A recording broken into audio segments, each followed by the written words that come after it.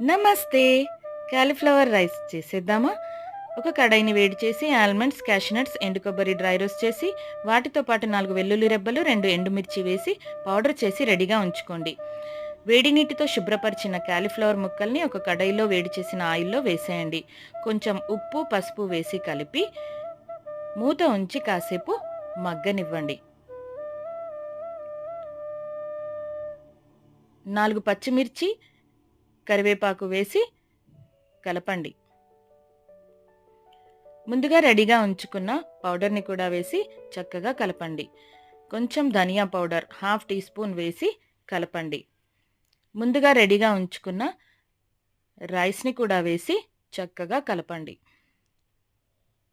తగినంత ఉప్పు వేసి ఒక నిమ్మకాయతో తీసిన నిమ్మరసంని వేసి కొత్తిమీర వేసి కలిపేస్తే కాలీఫ్లవర్ రైస్ రెడీ.